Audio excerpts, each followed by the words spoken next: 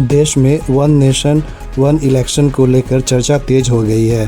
केंद्र सरकार ने शुक्रवार 1 सितंबर वन नेशन वन इलेक्शन के लिए एक कमेटी गठित की है, जो पूर्व राष्ट्रपति रामनाथ कोविंद की अध्यक्षता में काम करेगी।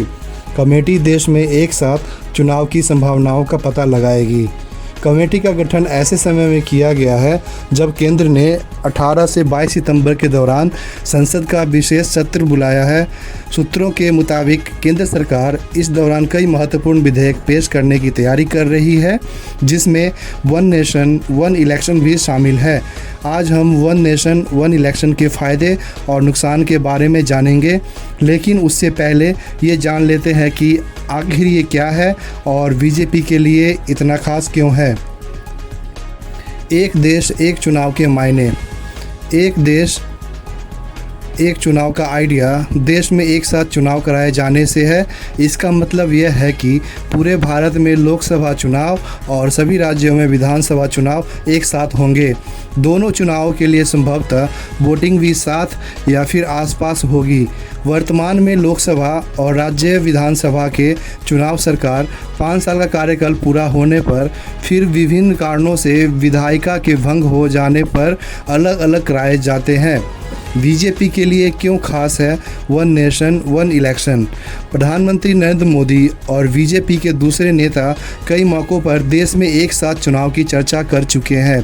2014 में तो ये बीजेपी के चुनावी घोषणा पत्र का हिस्सा भी रह चुका है। एनडीटीवी के रिपोर्ट के मुताबिक बीजेपी के चुनावी घोषणा पत्र के पेज नंबर 14 में लिखा गया था, बीजेपी अपराधियों को खत्म करने के लिए चुनाव सुधार शुरू करने के लिए प्रतिबद्ध है। बीजेपी अन्य दलों के साथ परामर्श के माध्यम से विधानसभा और लोकसभा चुनाव एक साथ कराने की पद्धति विकसित करने की कोशिश करेगी। घोषणा पत्र के मुताबिक इससे चुनाव खर्चों को कम करने के अलावा राज्य सरकारों के लिए स्थिरता सुनिश्चित होगी। एक साथ चुनाव के फायदे। देश में एक साथ चुनाव कराए जाने के समर्थन में सबसे मजबूत तर्क अलग अलग चुनावों में खर्च होने वाली भारी भरकम राशि में कटौती करना है। इंडिया टुडे ने अपनी रिपोर्ट्स में बताया है कि 2019 लोकसभा चुनाव में 60,000 करोड़ रुपए खर्च हुए थे। इसमें चुनाव लड़ने वाली राजनीतिक दलों का खर्च और केंद्रीय चुनाव आयोग की तरफ से खर्च की गई रकम शामिल है। एक साथ चुनाव के समर्थन में एक तर्क दिया जाता है कि इससे प्रशासनिक व्यवस्था सुचारू होगी। चुनाव के दौरान अधिकारी चुनाव ड्यूटी में लगे होते हैं, इससे सामान्य प्रशासनिक काम प्रभावित होते हैं। विधि आयोग ने जताया मतदान बढ़ने का अनुमान। पिछले कुछ सालों से देखा गया है कि हर साल कहीं न कहीं चुनाव होते रहते हैं। चुनाव के चलते इन राज्यों में आचार संहिता लागू कर दी जाती है, जिससे उस दौरान लोक कल्याण की नई योजनाओं पर प्रतिबंध लग जाता है। एक साथ चुनाव होने से केंद्र और राज्य की नीतियों और कार्यक्रमों में निरंतरता सुनिश्चित होगी। विधि आयोग ने कहा है कि एक साथ चुनाव कराने से मतदान में वृद्धि होगी, क्योंकि वोटर्स के लिए एक बार में वोट देने के लिए निकलना ज़्यादा सुविधाजनक होगा। एक देश एक चुनाव के लिए क्या करना पड़ेगा? लोकसभा और राज्यसभा चुनाव एक साथ कराए जाने के लिए संवैधानिक संशोधन करना पड़ेगा।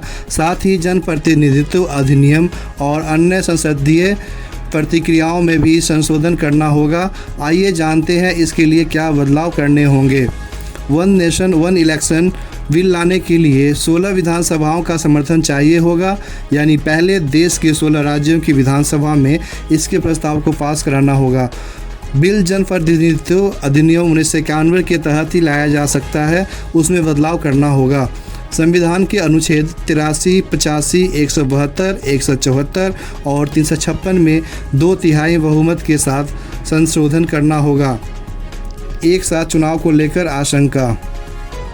क्षेत्रीय दलों का बड़ा डर यह है कि वो अपने स्थानीय मुद्दों को मजबूती से नहीं उठा पाएंगे, क्योंकि राष्ट्रीय मुद्दे केंद्र में आ जाएंगे।